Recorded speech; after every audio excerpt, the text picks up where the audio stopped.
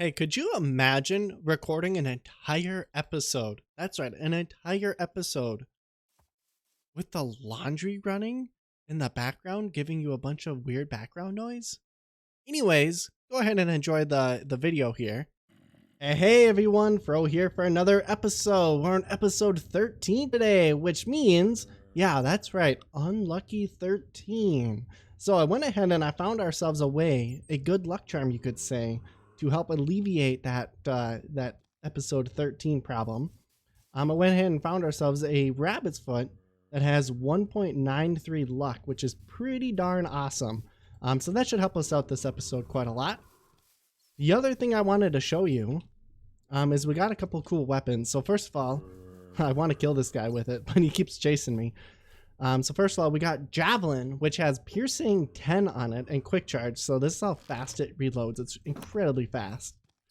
Let's see how damaging it is though. So this zombie's at full health. Okay, so didn't one hit kill him. Or 2 hit kill him. Okay, maybe I'm doing something wrong. Okay, so it does take 3 hits still. That's not that good. I thought it'd be better. But it does reload really fast, which is pretty cool. We have a couple other weapons I wanted to try. We have this thing. I don't know how to say that. I'm not even going to try. But let's try it out anyways. So we have a bunch of mobs over here we can try it on. Let's go ahead and entice just one of them over. Come on, over here. Yep, just like that. Oh, we got a couple. Okay, so this guy is plus 20.5 attack damage, and he doesn't have sharpness on it. But I'm pretty sure he can one-hit mobs, so... yeah, he can one-hit skeletons. What about zombies? He's got boots on, so... and he can one-hit zombies, too. That's pretty awesome. We have this guy. All of these I got dropped from that Viking boss mob, I think. So he's plus 9.8 attack damage, but he's also got looting 5, which is pretty awesome. And they're all legendary, so they're all unbreakable. Which makes it pretty cool. So let's see. We have 27 arrows and no bones. We got 5 bones, and it looks like 6 arrows from that. So that's pretty cool. Let's see what else we can get. I wonder how much gunpowder we can get. So now I'm on pincushion. Let's see how much gunpowder we got. So only 2 and 2 eyes. So the looting 5 seems to work, but it's the same as any other looting. It's still a dice roll. It doesn't work every time, but when it does work, I think you get more loot. Hey, you're coming with me. Come on. Let's go. Stop fighting. We're going to go on an adventure together. Let's go. Come on. All right. Yeah. So he heard the word adventure and he came running. So here's the plan for today, guys. To start with, I figured we should go get some terracotta. And I figured we could bring this llama with us. I named him Alfred. And he's a strength. What strength are you, buddy? How much can you carry? Yeah, you can carry 3. Or no, wait. He's a strength of 3, so he can carry 9 items. Which is pretty awesome. Get in the boat. We're gonna go. I'm waiting on you, bud. Beep, beep, beep, beep. Get inside. Hey, this is the adventure boat. Okay, I might have to be outside of it. Are you gonna go inside now? There we go. So just a quick reminder, I don't have coordinates enabled in this world. Like if I hit F3, there's no way for me to tell where I am in general sense. And so I have to use maps everywhere I go, at least normally, but I'm not bringing any maps with me this time because I'm going to use the ocean and the coastline to guide me. On top of that, I used admins to find the general relative location of a mesa so that I don't have to explore a whole bunch and make my world really large. But that doesn't mean I can't get lost still. So I have to make sure I'm going north and west a little bit. So we look at the sun. It's kind of hard to tell, but it's going down, which means that's west. So north has to be that direction. And so we're going slightly in between the two, which is going to be northwest. And we're going to try not to pull a Titanic here. Speaking of Titanic, let's go check it out. Try to avoid the bears here. They got all their cubs and stuff, so they're probably a little bit upset with me tromping up on their ground, but hey, I'm not gonna hurt you, bear. Don't worry. Oh, map. Cool. No, nothing good. Alright, I actually might be a little bit lost. I was pretty sure that if I kept going this direction, I would find a swamp, but instead I found snow over there. And just to clarify, I only used admits that one time to see where the mesa is. I'm not like constantly using it to make sure that I don't get lost. That kind of defeats the fun. Oh, look at that, a ship. That kind of defeats the fun of not having coordinates. I found the swamp. Except I think there's an ogre in there, so we better just stay away for now. So now we just have to cross a little bit of land before we get to the mesa. I think there's a little bit more water though, if I remember correctly. And I brought this thing along too to make the trip a little bit better. So it's plus 20% speed, as well as some invisibility and absorption. So it's only 30 seconds, so it's not going to last very long, but I just wanted to test it out with you quick. Wow, that is awesome. Ooh, a village. Ooh, a mansion. Holy cow, that's awesome. Wow, actually, I know how to get here pretty easily too, so yeah, that's awesome. So basically all I did was I went straight west and then I just followed the coast north until I got here, so cool. Also, I'm invisible and I have like, what was that, like 6 hearts of absorption? That's pretty cool. Yeah, we'll save that for another day though. This is just a terracotta adventure. Sorry, Alfred. Hey, we finally made it. That's awesome. Last episode, we worked on the mob farm here and we got quite a lot done. If you remember, we got the piston suffocation system set up to handle the boss mobs. And then I reworked the item distribution system and added item filters to these 8 chests. So I'd say we got pretty far last episode. Now, something you should know is I don't like to do the same project too much in a row. And I spent like 4 hours working on this mob farm last episode. So I figured this episode we should do something a little bit different. And I think what I have in mind is we should work on the spider farm. We've had that spider EXP farm for such a long time. I figured we should probably finish that up. And here we are at the cave spider farm. If you remember, we have 1 unhooked up spawner, and then we have 3 that are hooked up to the central collection system over here, where I have a TNT area that I light manually to get the EXP. You have to do it manually, otherwise you won't get the EXP. And then I have a little bit of a lava dispenser to lower their health so that the TNT kills them all. So we're going to work on this today. We're going to use the hardened clay we got on our trip earlier to beautify everything. And then we're also going to work on the redstone mechanics a little bit to finalize that design. Some of those design flaws include if you have too many spiders that spawn in there, then it crashes my game. That's happened a couple of times. And I also can't easily access the loot. And then I also want to make the redstone controls a lot more easy to access. So that's going to be the plan for today. It's going to be a pretty big overhaul and it's going to be a lot of grindy work. Hopefully I don't die though, like the first time I really worked on this farm. But I should be fine because we got our lucky charm. So I'm not too worried. So I think the way I'm going to do this, and this is actually taking me a long time to come up with, is I'm going to tear everything down. And then where this 3x3 cobblestone is going to be my AFK pad. And I'm going to have the kill chamber below this. So somewhere down here. Which means I need to plumb all of these spiders underneath this area. And that's where we'll have the TNT and lava dispenser. I want to have an automatic way to retrieve the EXP too, so I don't have to like go into the chamber itself like I do over here. It's going to be hard though. I really don't have a very good idea of how I'm going to do this yet.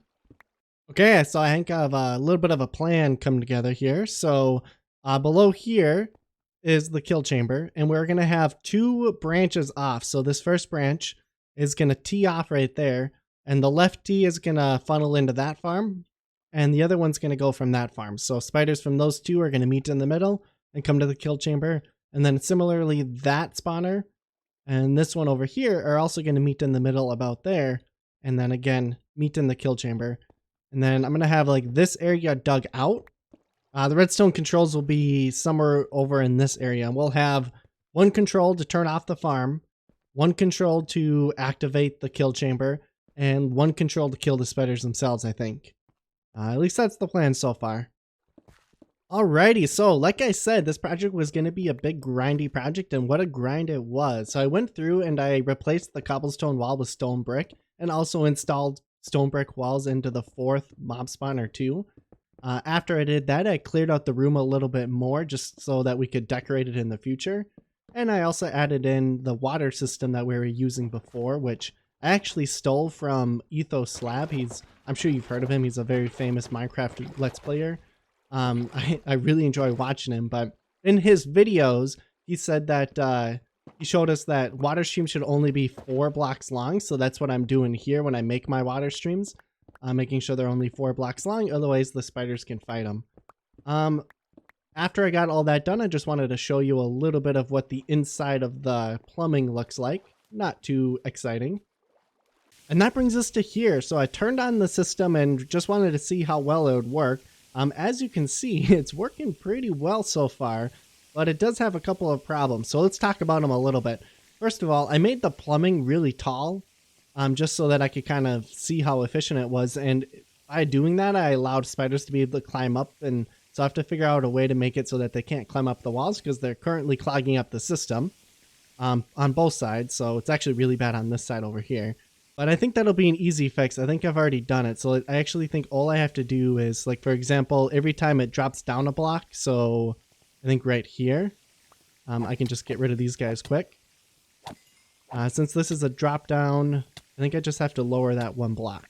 And then now when they drop down, it should force them to stay down a little bit. I think that's all I have to do at every little time that I lower a block. So only about a dozen or so areas that they can get stuck. Inside the mob farms themselves, if you notice there's a spider in the corner there, sometimes they get stuck up in the corners. And I'm going to, again, steal Etho's idea of just putting water on top of the corner there so they keep climbing and then eventually find themselves stuck in a 1 by 1 block of water and drown. So otherwise, if you let them accumulate, they will eventually turn off the spawner itself, lowering your rates quite a lot. So you do have to be careful of that.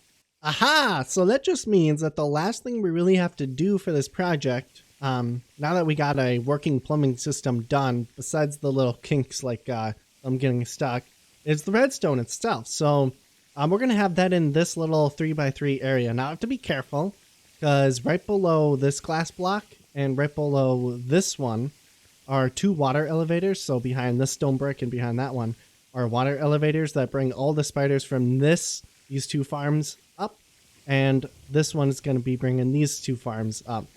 And I have 2 different water elevators because I didn't want them to meet in the middle and get clogged, which is what's happening with my old setup I had over there. So I do have to be careful of that.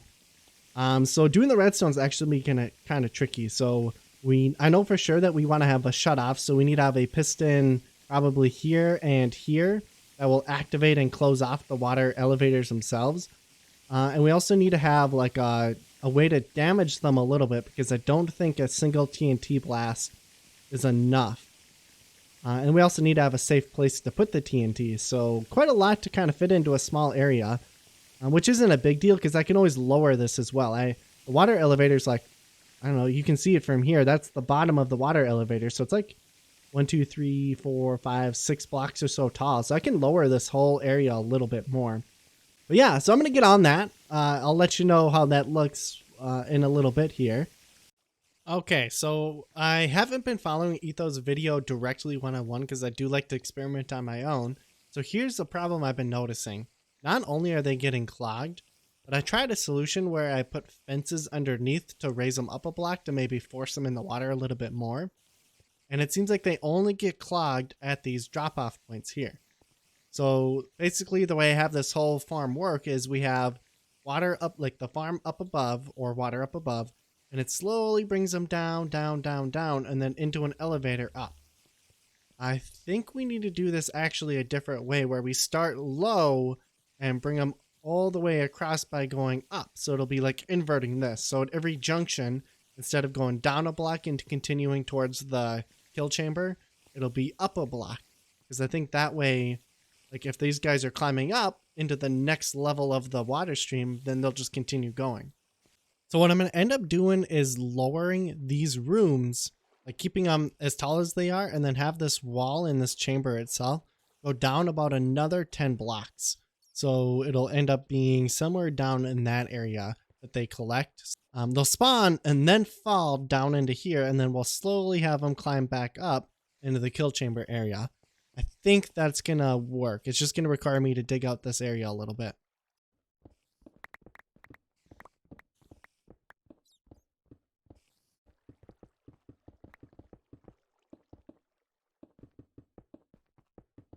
All right, so let's take a look at what we got done. First of all, quite a lot of spiders in here. In fact, I haven't noticed too many of them getting stuck in the new system I've designed. I guess I shouldn't say I designed it. I copied the mechanics from Etho's video, like I said earlier.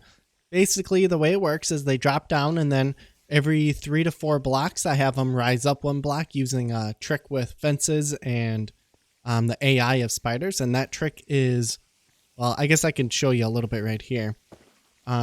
We have fences down below, which raises the spiders up by about half a block, which pushes them into the water more, especially if you have a cover on this. So it forces them along this tube. And then when they get to this fence, they want to climb up. And then having another fence over here leaves just enough gap for them to climb up, as well as leaving a water source here. So as soon as they climb up a little bit, they get caught in this next water source and pushed along. And that is how I'm using this system, as well as an elevator system that I also stole from Etho. But I showed that in a later video too. So it's working pretty well. I changed it so that there's only 1 water elevator now instead of 2, so they're going to meet all in this 1 column. I think that should work fine. You can see it working pretty well, actually. This is the one area that they get kind of clogged up on a little bit, but I'm not too worried about it. I've never had a spider sit here for more than like a minute, so that's pretty good. And then the difference between this one and this one is over here, I dug everything out to the bottom here, and then I created the water system. So this one, instead of digging the whole thing out, I just dug a one by one tunnel down.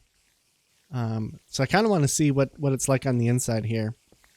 If we're having like a lot of spiders get stuck. No, it doesn't look like it. Just the one in the corner, which was happening no matter what. So I think I'm going to go this way with the other farms too, instead of digging everything out. It is kind of cool though to have that dug out all the way. I might keep it, since this is the one that's like closest to like this main room here. I might add like windows here. That might make for a cool look. You know, I've been watching this little thing for about 2-3 minutes now, and these same couple of spiders have been stuck in here the entire time, which isn't that big of a deal because eventually they will fall. But what I'm concerned about is, since they are higher up and they're closer to the spawner, I think they are actually negatively impacting the spawn rate. Especially like that one, Sam just bounced back a little bit. So I think I will have to dig this out. So the last thing I wanted to show you was I added some glowstone lamps above the spawners here to turn them on and off a lot easier than having to run in there and plop down a bunch of torches and then get poisoned every time. So that's a little bit better. Unfortunately, I only had enough glowstone to make 9 lamps, so I still need a couple more for these other sides, but this farm is definitely coming together. Unfortunately, though, I'm getting kind of sick of working on it, to be honest. It's a really grindy project, so I think I'm going to move on to something else this episode. For my sake and for yours, I don't want to bore you to death. Hey, do you guys hear that? Oh yeah, look at this. Another delivery. Let's see, anything good? Ooh, a crafting table. Too bad I don't really have any spare emeralds at the moment, which is fine. I'm more interested in these guys than you. Sorry. Cool. So let's see what we get. Just gotta tame them first. Oh, you don't like that. There we go. Cool. Okay, we got that one too. Let's go ahead and lead them up. Try to keep up. There we go. Oh man, I hope they're strength 3 or above. Let's take a look. Ooh. Oh yeah, okay, so he's a strength 3, that's good. This other guy, oh, I'm breaking everything now. Who was it, this guy? Right, yeah, you don't belong in here with these guys. One, ooh, let's get rid of you. Yeah, we'll get rid of you. Strength 3 or above only in this household. Something I've been meaning to do is to go check out our horses that we brought to the island last episode. I think that would be really fun. I wonder if we have any good ones. All right, let's check out this first horse here. He's a gray one, a gray stallion. Beautiful looking horse. Let's check out his speed. Oh, not good at all. I think I run faster than this guy can gallop. That's not good. All right, we got another one tamed. Let's go ahead and see how fast this guy is. Oh. I guess it's hard to tell. The other thing I should be looking for is jump height. It's hard to tell though, but this guy seems... He's faster than the other one, but... I mean, the only benefit of having horses is that they don't use up your food bar. Other than that, there's way quicker ways to get around, at least long distances, I guess. But we'll hold on to this guy. This guy's pretty quick. And now we're on the white stallion, which is actually a really fast horse. This guy's definitely the quickest one we have so far. What about jump height? Okay on the jump height. Everyone, go ahead and say hello to Shadowfax. Gotta make sure you're armored up too. So Shadowfax is our best horse we got out of the bunch. He is the quickest. I don't really care about jump height that much if I'm just on the island. The next step then is just to build a bunch of roads so that we can take him galloping all around.